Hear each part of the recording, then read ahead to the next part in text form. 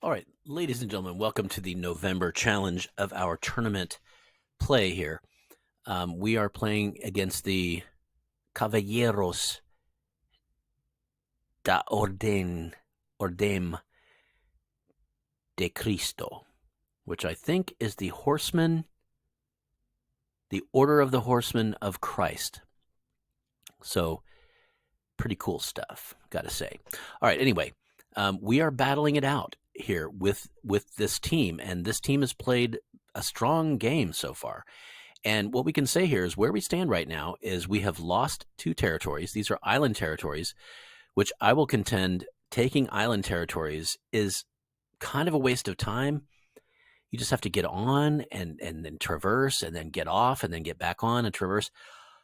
It's just not efficient time-wise. But they did take these 2 territories, and so props have to be given over to them. They got a steel and a wheat here. We, on the other hand, have taken a double wheat, another double wheat, and a single wheat. So with our conquests over here into Russia, we have taken 5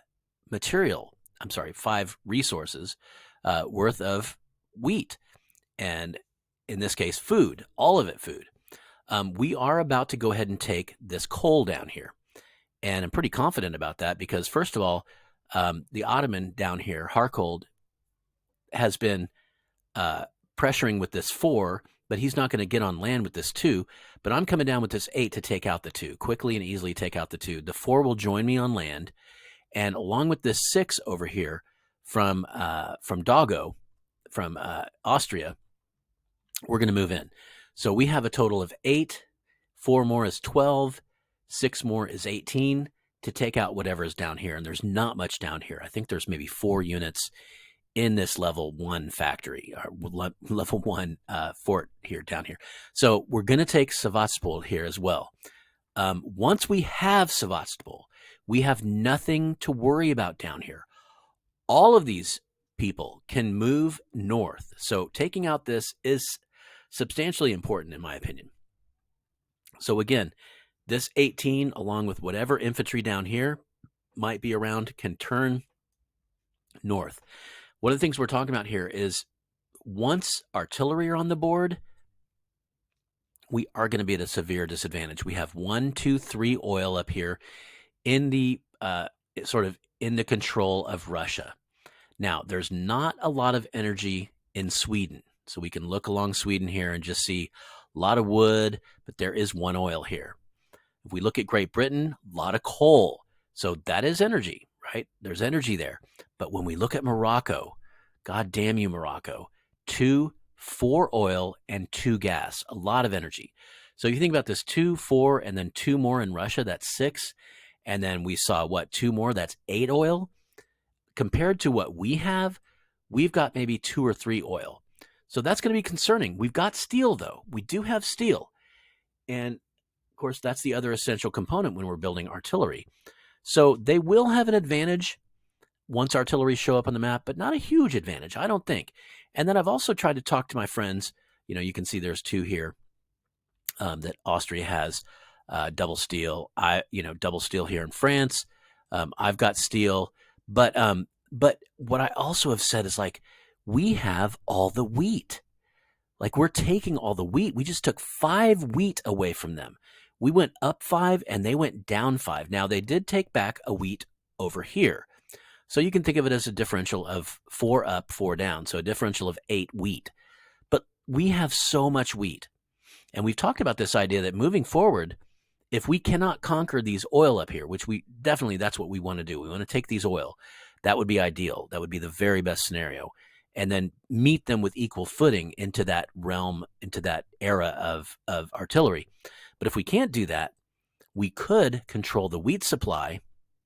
And at the change of day every day, each of us just devote ourselves to buying, say, 5,000 silver with a wheat on the market. Just keep those prices high because they are going to start starving as armies get larger later in the game.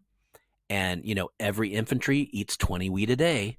And, as armies get larger, potentially we could really starve the shit out of them and start to make them lose morale.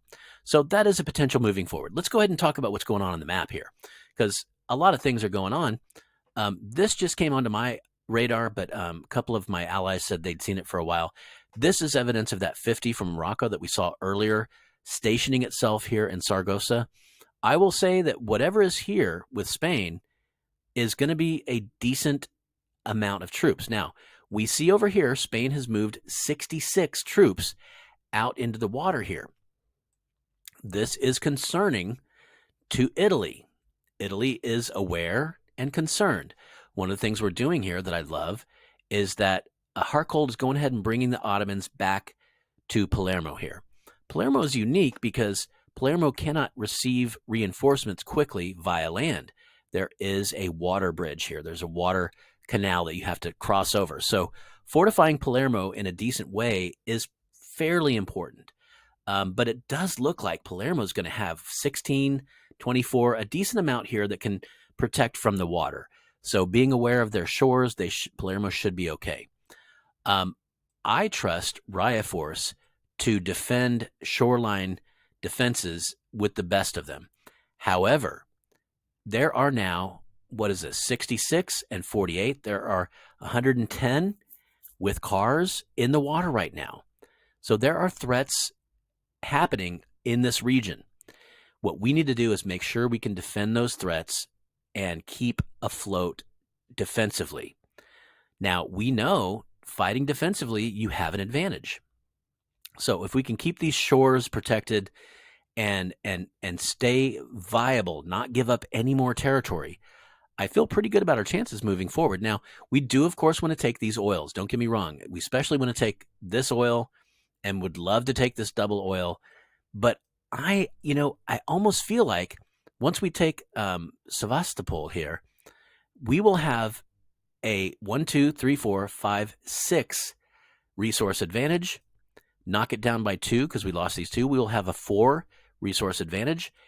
And I'm telling you, especially because it's food, that's something that we could win the game on, potentially. So, but I love it that my teammates keep on telling me, like, no, we really need to conquer forward, especially because of the energy resources, the oil resources. We need to, if we can possibly do that, let's do it.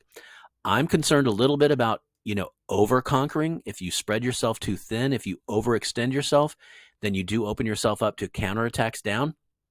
So I want to be smart about how we do this moving forward. We'll see. We'll see is all I can say moving forward. So why am I moving this 6 back to my homeland? Because of what's going on right now. A big push from England and Sweden, another push against Germany here, against me.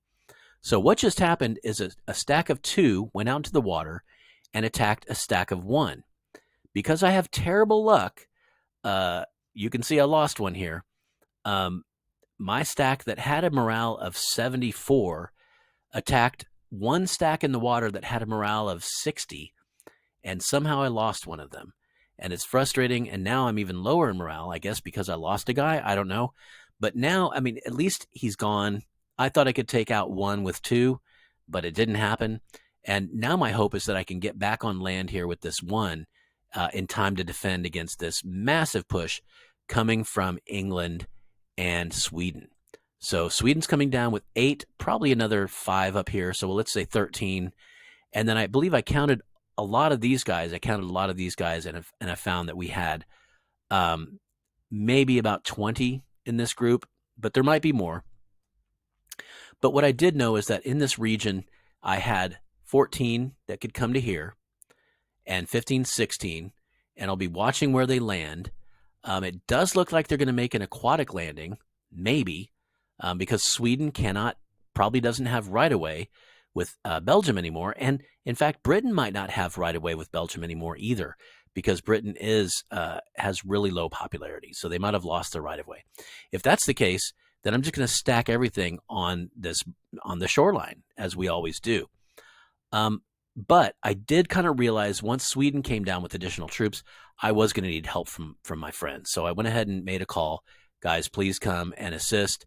And I knew that I had 4 territories that would develop infantry within the next several hours, so that I would be able to have, say, about 22 in this region generally.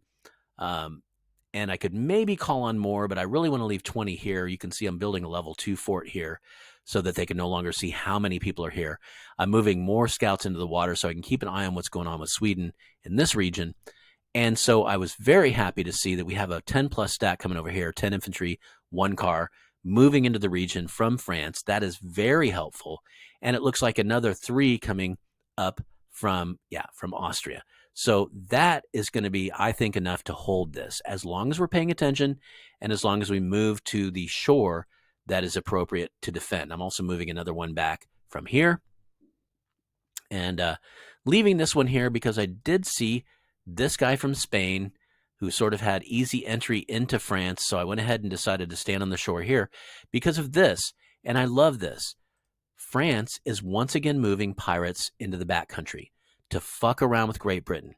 So Great Britain, if you're going to come in with a big stack here of 20 to 30, then France is coming in to reassert force in your backcountry. So excellent move as far as I'm concerned. Very, very good move from Carried. I love it. I love it. And then you can see moving in a couple troops to reoccupy this particular province. Now, I'm still concerned about this. I don't know what this is. With 60 guys gone from Spain, that leaves still potentially 100 guys, close to 100 guys here, along with, I feel like this is 50 from Morocco. So we're looking at a big stack here. But what are you going to do? Because like France has done an excellent job of continuing to build the forts here. And you can see I'm maintaining now 2.3 iron. I've got some decent oil here. I'm going to save that up. And a lot of us have talked about that. It's time to start saving up to maybe get 1 factory and 1 cannon on the map. If we're starved for stuff, we're going to do the best we can. But we need to have, if we can have at least 1 cannon each, or at least 2 or 3 of us can get 1 cannon, then we can withstand that early mid-game push and hopefully continue to advance our strong food advantage. So we'll see what happens moving forward. But what I do love is that it looks like we're going to go ahead and take Sevastopol here, and we're going to go ahead and start pushing north with everything from down here, which I love it because Harkold can pretty much just send everything. He's got to defend against 2 single water scouts down here. But anything that develops down here, he can begin to move north. And you can see 6, 8, 9, 10, 13, 14, 15, 16, 17, right? And then another 6 over here. So 23. He has 23 in this region that can move north once we take out this Sevastopol here. So, and then I've got my 8 coming down, along with this 4 that will join. So we're talking a good 30 troops that will be liberated from having to fuck around down here. And a few of those will die as we take it, but then we can turn immediately back around and move, just march north, that death march north. So I'm liking our chances. I'm liking our situation.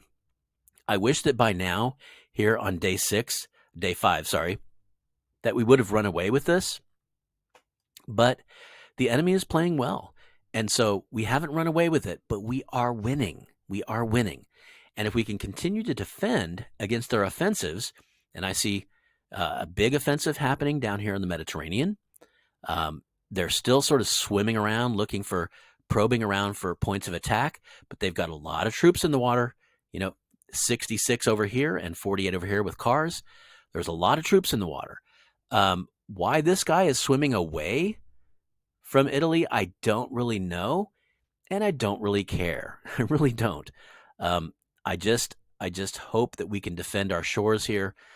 There's another massive group over here that could potentially attack, but I like how many people we have here, and I like our fort levels here, and I like the ability for us to run stuff over if we need to. So there's a lot of mobility on land. We've figured that out before. The problem with aquatic landings when somebody's trying to move in is that you have so much mobility to move over and defend. Now, this is not an aquatic landing, obviously, but it still has the same problem. If he makes a commitment to attack one territory, we can still run people over from adjacent territories. So it gives us some flexibility there, I guess is what I'm saying. It does look like Britain's sort of all-inning to the east, which does give France a little bit more flexibility here as well. Who's threatening France? Nobody. 3+, 5. I don't know what this is. I'd love to know what this is. Well, we will know soon when they get to the shore, but it's probably another 5. I don't know. We'll see. But honestly, France is in a good position. We know where the threat areas are. We're paying attention, and we are continuing. We're about to take another territory. So for me, put that on the scorecard. 4 for us, 4 territories for us, 2 for them. But out of the 4, 2 of them were doubles. So I count that as 6. 6 for us, 2 for them. And that puts us strongly in the lead. Now, we have to consider things like oil. We really do. Things like energy. Those things matter. We have the advantage on steel as far as I can tell, but it's not a big advantage. So we have to consider all these things moving forward. But I love being in control of the grain. I love being the grain masters. And that's going to matter as we move forward. And as I've said, as these 2 double grains increase in morale, which we can see they are increasing in morale as we go. One is up to 41. They took this one first. This one's up to 36. As those continue to increase, Alpha Doggo is going to find his grain silos filling up, and he's going to be able to continue to feed us with grain. And that means we can build more and more barracks, which means we can have more and more infantry. Now, when the cannon come on the map, that's going to suck. But if we have a huge army advantage because of that food, it's going to be interesting. Let's just put it that way. All right, that's all I have to say right now. It's a great game. It's too great. I wish it wasn't this great. I wish the enemy sucked, but they don't. They're playing a great game. So moving forward, let me just say this. I do have to own this. I made a huge mistake last night. I had 20 going into what I thought was sort of a secret back door, but I was intending to monitor them. Watch and see if Sweden moves to meet me. And then I went to sleep. And I went to sleep because, once again, we'd been out. We'd been having fun. We went to dinner. We had drinks. And I came home and, we snuggled on the couch. I had another cocktail. And so, unfortunately, what happens is I just go to sleep. I'm just like, oh, okay, I'm happily buzzed. I'm going to sleep. And I went to sleep with 20 attacking in here. And I really, guys, I can do better. I can do better. I promise you. That 20 should be sitting here threatening Sweden, but it's not. It died on the shores there, and it sucks. But I can say I at least took 7 of them out. That 20 took 7 out, so that's something. But it's not good. That 20 should be over here. And I was talking about Carried. I think it was Carried, who was attacking in. With 15 or so into this island, they were going to die. And I was like, Carrie, don't do it. Carrie, don't do it. And then, he did, and he lost to 15. But then I went ahead and lost 20. So, there you go. I'm criticizing others for doing something, and then I do it myself. So there you go. That's my confession of being a doofus. But I hope I'm learning from this. That was a big thing for me. Like, if I'm going to make a feign, which that was intended to be a feign, don't actually attack in. Just go go close. You can always attack in later. So I'm really trying to learn from these colossal sort of mistakes. I did that early in our game against Benaya as well. When I was the Pirates back here, I was making feigns. I was making fake attacks. But then at one point, in that particular case, it was a road trip I went on, and I was in the car for 4 or 5 hours. But it doesn't matter. The mistake was made when I made the attack in. Make a feign, that's fine. Make a fake attack, but just don't attack all the way in. Just make it look like you're attacking. They can't tell the difference. So again, wanted to cop to that though. Like, that was a big mistake that I made. Overnight, I lost 20. And Carried lost 15 down here. And I even lost a couple against Britain up here. So those things don't need to happen. We can keep our pirates in the water. I was really angry at myself in that first game against Benaya here, that I was angry at myself for losing that. I think I had 15 or 13 or something in the water. And I thought, what a big waste that I landed them and lost them. And all of their threat potential was gone. and they lost against, it's always inferior. The way you lose is inferior. You'll lose 12 and they'll lose 4 or something. So it's more, I need to learn. Sometimes you have to be slapped in the face like 2 or 3 times before you learn. And so this was my second slap in the face. And I hope that will be enough for me to remember, like, okay, if I'm about to go to sleep, or if I'm feeling drowsy, or if I'm drinking, or whatever the fuck, I can make a fake attack, but just don't go ahead and attack. So, all right, that's it. Wanted to say that before I left because I feel like it needs to be said. I'm learning just like everyone else. All right, adios, amigos.